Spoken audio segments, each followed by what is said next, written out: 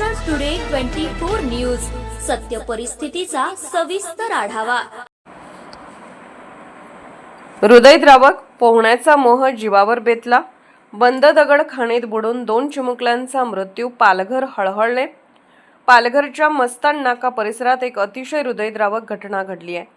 या परिसरातील बंद दगड खाणीत 2 अल्पवयीन मुलांचा बुडून मृत्यू झालाय।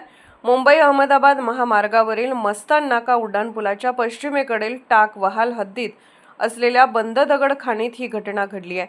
शुक्रवारी दुपारी 2 अल्पवयीन मुलांचा पाण्यात बुडून दुर्दैवी मृत्यू झाला। या घटनेने परिसरात हळहळ व्यक्त होत आहे। मिळालेल्या माहितीनुसार जिग्नेश विजय पवार वय 8 वर्ष आणि आयुष मुकेश पवार वय 15 वर्ष हे तिघा मुलांसोबत खाणीत साचलेल्या पाण्यात आंघोळीसाठी गेले होते। पाण्याची खोली आणि तळाचा अंदाज न आल्याने दोघेही खोल पाण्यात बुडाल्याचा प्राथमिक अंदाज व्यक्त केला जात आहे।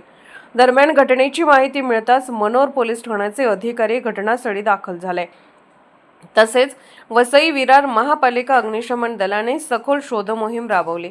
दीर्घ प्रयत्नानंतर जिग्नेश पवार याचा मृतदेह हाती लागला असून आयुष पवार याचा शोध उशिरापर्यंत सुरू होता। पोलिसांनी नागरिकांना सुरक्षित अंतरावर ठेवत बचाव कार्य सुरळीत पार पाडले। दरम्यान हीच खाण यापूर्वीही जीवघेणी ठरली असून 8 महिन्यांपूर्वी एका महिलेचा येथे बुडून मृत्यू झाला होता। तरीही खाण परिसरात सुरक्षेच्या ठोस उपाययोजना करण्यात आल्या नसल्याचा आरोप स्थानिकांकडून व्यक्त केला जात आहे।